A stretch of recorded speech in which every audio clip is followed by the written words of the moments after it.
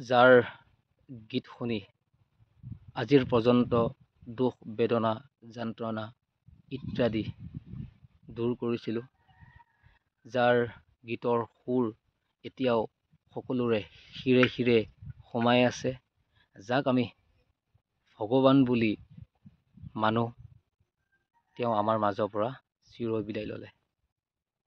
যদিও চিৰ বিদায় ল'লে আমাৰ মাজৰ পৰা, আমি সহজে মানি ল'ব পৰা নাই তেওঁ যে আমাৰ মাজৰ পৰা চিৰ বিদায় মাগিলে।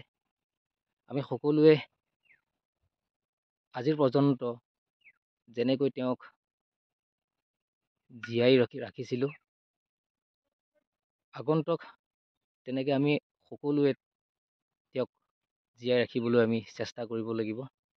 আৰু শেষত এটাই ক'ম, তেওঁ য'তেই আছে শান্তিত থাকক, তেওঁৰ আত্মাই চিৰ শান্তি লাভ কৰক। আৰু কি ক'ম, ভাষাহীন, ভাষা নাইকিয়া হৈ গৈছে ক'ব কাৰণে। আমি অসমৰ ভাল সম্পদ আমি হেৰুৱাই পেলালোঁ। বাকী কি ক'ম, ক'বলৈ মোৰ শব্দ নোলোৱা হৈ গৈছে। তথাপিও ক'লো, যিমানখিনি ক'ব পাৰিছোঁ ক'লো। আপোনালোকে আজিৰ পৰ্যন্ত যেনেকৈ ৰাখিছিলে, জীয়াই ৰাখিছিলে জুবিন দাক, তেনেকেই আপোনালোকে আগন্তুকো তেনেকৈ জীয়াই ৰাখিব বুলি আশা কৰিলোঁ। তেওঁৰ আত্মাই চিৰ শান্তি লাভ কৰক। শেষত দাদাৰ গীত এটি গুণগুণাই দিব বিচাৰিছোঁ। যদি ভুল হয় আপোনালোকে ক্ষমা কৰি দিব। মায়াবিনী ৰাতিৰ বুকুত দেখা পালো তোমাৰ ছবিত, ধৰা দিলা গোপনে আহি হিয়াৰ কোণত।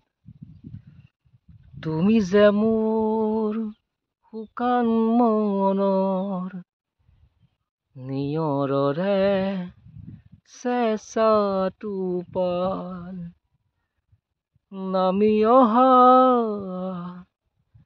ৰ'দৰে নৈ মোৰ দেহাত ৰাতিপুৱাই।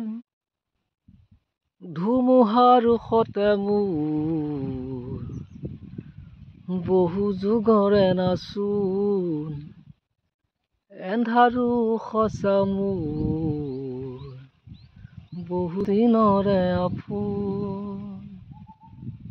নিজানত গান মোৰ শেষ হ'ব ভাবো তোমাৰ বুকুত।